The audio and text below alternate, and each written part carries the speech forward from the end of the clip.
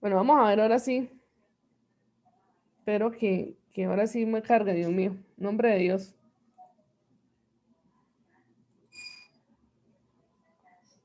Ahora sí no, ahora sí creo que sí. Está Sí. cargando, espérame.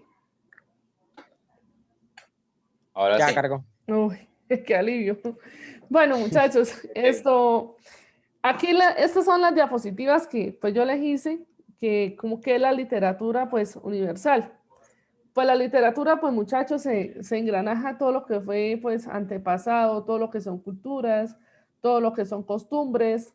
Entonces, eso es más o menos lo que vamos a ver en esta unidad. Bien, acá le voy a dar qué literatura, lo que les voy a explicar, límites de la literatura, periodización, grandes etapas y tendencias de la literatura, literatura de visión del mundo, lo que es mito y arte. Acá ya les voy a explicar como tal qué es literatura. Entonces aquí les explico. Entonces, la literatura pues es una manifestación artística basada en el uso de las palabras del lenguaje, tanto oral pues como escrito. Podemos también decir que es un conjunto de producciones literarias, por ejemplo, de un país, una lengua o una época. Por extensión se utiliza por referirse al conjunto de obras que se tratan en un tema determinado. Bien, ¿por qué es una historia? ¿Por qué una historia o sea, es como necesaria en la literatura? Pues podemos decir nosotros que para Martín Riquer y José María Valverde fueron dos padres de la historia de la literatura. Estos dos pues enmarcan como son obras literarias, historia de la humanidad, todo lo que son mitos, probabilidades, relaciones que tenían los autores para escribir. Bueno, eso fue muchas probabilidades de esas épocas que se engranaban en lo que eran los valores de las sociedades y pues de las culturas. Acá tenemos nosotros los límites pues, de la literatura. Tenemos múltiples enfoques y disciplinas complejas. Historia de la literatura, o sea, como los límites, los di aquí como en un parámetro. ¿Cómo está la literatura comparada? Vamos a ver qué es la crítica literaria. Jaime me dice aquí que se me quedan 10 minutos. ¿Por qué? Tan raro, ¿cierto? ¿Me escuchan, jóvenes? Sí, profe. Sí, señora. Ustedes ingresaron al segundo link, ¿verdad? Sí, señora. Tan raro, me dicen que es que me quedan 10 minutos y hasta ahora empezamos. Será de la Esa no primera. fue la primera. Puede ser de la primera.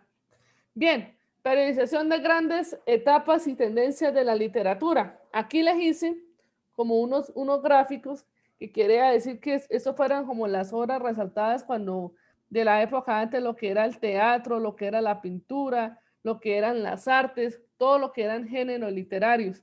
Tenemos varias imágenes acá. Ustedes las pueden observar. Tenemos A, B, C, D, E, varias imágenes que tenemos acá. Estas gráficas o estas esculturas las hacían de 315 hacia los 50. Eso fue antes de Cristo, que hacían pues lo que era la mayoría, pues lo que era del arte. Bien, periodos de la historia. Tenemos varios periodos de historia. Protoirista, tenemos la edad antigua, que es la antigüedad clásica, antigüedad tardía. En la Edad Media tenemos baja Edad Media y alta Edad Media.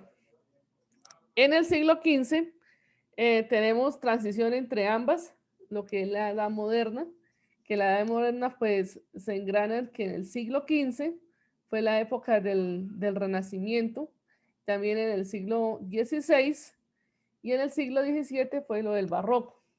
En el siglo XVIII pues ya surgió el neoclasicismo y la ilustración, pues esa como en la época de la edad contemporánea, donde en el siglo XIX pues tenemos el romanticismo a finales del siglo XVIII y siglo pues XIX.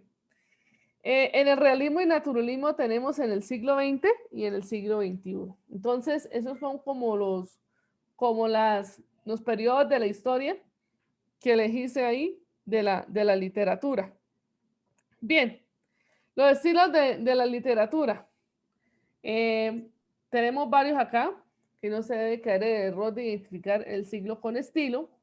Cada estilo, lo que ahorita decíamos, en cada siglo que nos nombraba anteriormente, se manifiesta en una serie de temas, géneros y formas y predilectos. Así la típica del Renacimiento es la novela pastoril y la poesía romántica, que es la que se caracteriza por la polimetría. Bien, esto es según Shakespeare. Vamos a esperar acá, quedó cargando otra vez.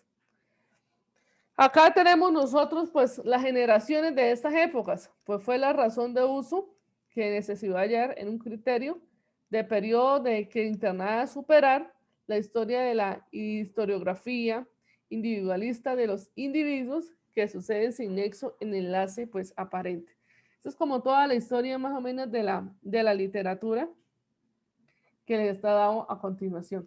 Bien, muchachos, no sé por qué, pues tuvo que ser ahorita con lo que pasó. Me dice que me quedan restando 6 minutos de la clase y sabe que hasta ahora ingresamos. Pues si se cae la plataforma, ingresamos otra vez al segundo link. Pues yo me imagino que tiene que ser ingresar al segundo link otra vez, porque imagínense, no hemos dado ni 10 minutos de clase hoy. ¿Listo? ¿Me están escuchando? Sí, señora. Bueno, para Julius Peterson hay 8 factores que dan lugar a una generación.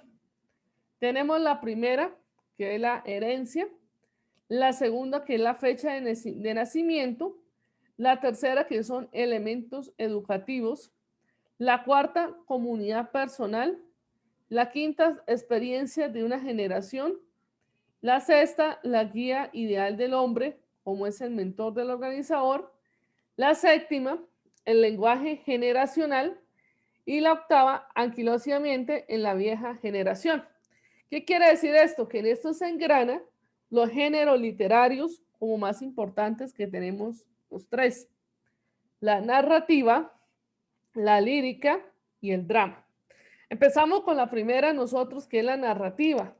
Pues es un discurso literario en prosa que se presentan hechos en los que existe una distancia entre el hablante y el mundo representado.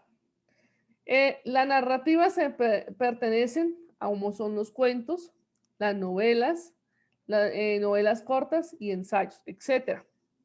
Tenemos muchos tipos de narrativa. La lírica predomina expresión, subjetividad poético tradicionalmente asociada por componentes de verso, como son la poesía, en verso poesía, perdón. Tenemos los sonetos, los romances, las odas, la egoglas, las coplas y las canciones. Esto pertenece a la lírica. En el drama tenemos la realidad se expresa a través del diálogo entre los personajes, pero como las obras dramáticas están escritas para ser representadas, en algunos formarían parte del lenguaje teatral. Entonces, esas son como las partes más fundamentales de la literatura, que son los 3 géneros literarios: la narrativa, la lírica y el drama. Bien, desde Aristóteles hasta el siglo XVIII, la clasificación de las obras literarias se hicieron con criterio regulador y el dogmático. ¿Qué quería decir eso? Que se engranaba tradicionalmente como se distinguía lo que era la poesía y la didáctica. En la poesía tenemos nosotros la épica, la lírica y la dramática. La épica era la heroica, caballeresca, religiosa y algórica. En la lírica tenemos himno, oda, canción, elegía, soneto, madrigal. En la otra tenemos la dramática. La dramática pues es tragedia, comedia, drama. Entonces tenemos el monólogo, la loa, la extremes, autos, sacramental, sainete, ópera. Entonces esos son como la tradicionalmente, como se distinguía antiguamente los criterios de las obras literarias. Entonces tenemos las obras literarias, la poesía, que engrana en 3: épica, lírica y dramática. Y la didáctica, pues casi era la que más o menos escribían, pero las que más hicieron como criterios, hicieron como más fundamentales fueron las tres. Fue la épica, la lírica y la dramática. ¿Preguntas hasta ahí, jóvenes? No, profe. Nosotros.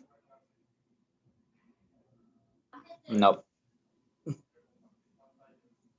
Bien, tenemos acá algo muy importante y necesario que vamos a trabajar en el taller que se llama literatura y mito. Vamos a ver qué es lo que dice acá. Dice, es necesario tener en cuenta una serie de características del mito para ver su relación con la literatura. Es un fenómeno inseparable de la naturaleza humana y espontánea. 3. Es un fenómeno colectivo cultural. 4. No es racional. Esas son las características del mito. 5. Es un producto de cultura. 6. En los tiempos primitivos suele concretarse en una personificación de fenómenos naturales o un relato de los hechos humanizados de los seres sobrenaturales. 7. Es una realidad vivida antes de una explicación o un relato. Y 8. Tiene una relación directa con el lenguaje, la religión, la metafísica y la sociología. Y la 9, que hay que captarlo directamente como la poesía o la música. Esto es las características, muchachos, más importantes de un mito. Eso es lo que vamos a trabajar precisamente en el taller que vamos a ver en la primera clase.